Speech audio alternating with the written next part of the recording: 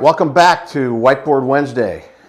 I'm one of your co-hosts, Mike Cromwell. I'm Brian DeVault. We're opening up a new series today, talking about a topic that is super hot.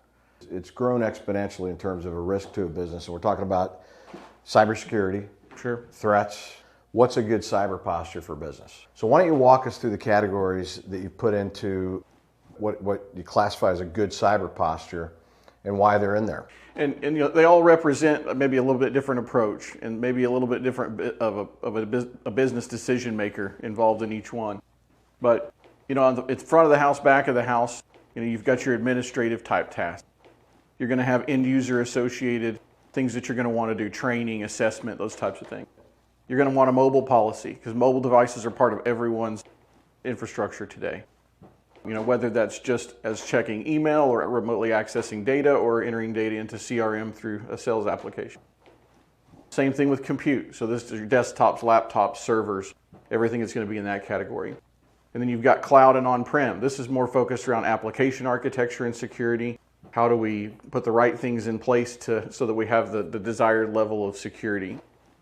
Same thing when it comes to contractors. So how do you deal with contractors within your organization? Whether those are vendors that are providing software as a service for you, someone you've brought in to do some custom development work, maybe a website creator, something like that. And then network. So this is where you traditionally hear about cybersecurity solutions being applied, is kind of at that layer. And then I've added a category for discussion.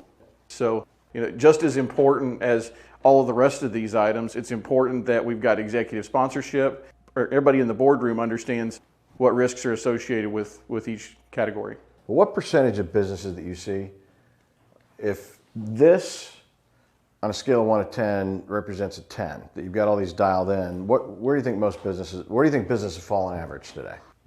Probably somewhere between 0 and 1. You know, really? If each one of these line items represented a point up to 100 line items, then you know most businesses, or you could pick and choose, have 2 or 3 of these items knocked down and none of the rest. Wow, that's pretty scary. It is. Which of these areas represents the biggest risk to a business for attackers to get into your environment? You might be surprised by this because I think a lot of traditional IT people would say it's here, but it's not. It's here. End users.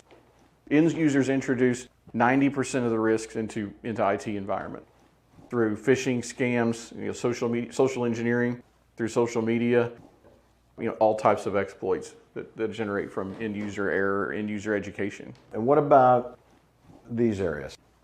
So the cloud is obviously, it's not even considered an emerging technology anymore, but it's certainly an area where you want to put some focus around, because architecting solutions in cloud is not the same as architecting solutions traditionally in on-prem.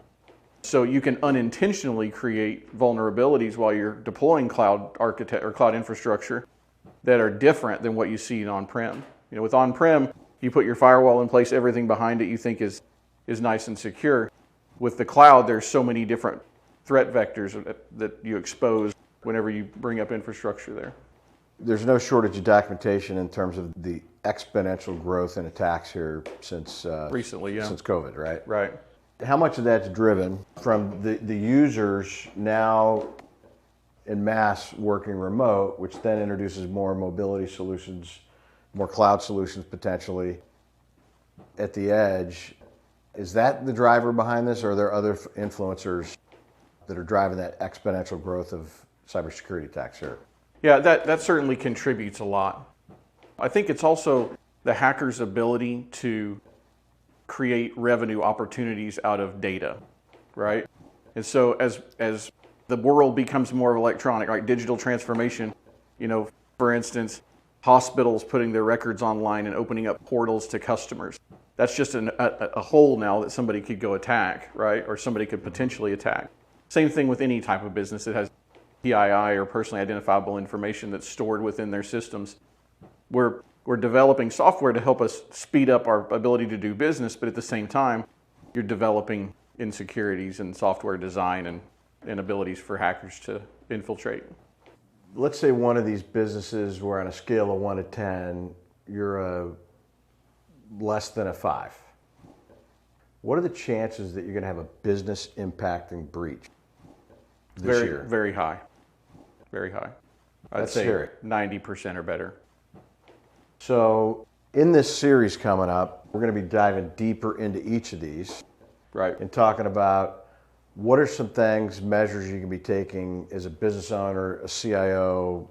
The bigger you are and the more higher profile you are, the more you're at risk of an attack. Those companies typically have CISOs, certainly have all the tools, and they're going to be rated much higher on the scale. But if you're a smaller business, maybe you don't have a CISO, maybe you don't have a CIO. So what we're going to be doing is drilling down into some of these categories, and you might be leaning on a managed security service provider, MSSP, in which case it's our goal to really go deeper into these topics and educate those that are watching on what are the types of things you ought to be looking for. What does good look like? Because you and I both like to start with the end in mind. What's our goal? What are we trying to achieve? Sure. And if you're a business, would you How say do you go would you knock say down all this this? is your end game? Yeah, I mean, at some point, On it's the cyber got to front? be your goal. Yeah. So, and even if you get 90% of the way there or 95, you've got to have the framework to be successful. And I think this is certainly a good representation of that. Excellent. Well, we teed it up what we're going to be talking about the next few weeks on Whiteboard Wednesday. So I hope you tune in. We certainly, it's our goal to give a lot of good golden nuggets, takeaways for those that are either managing the IT environment or the partners who are helping clients manage those environments. So stay tuned for more. Thanks for tuning in.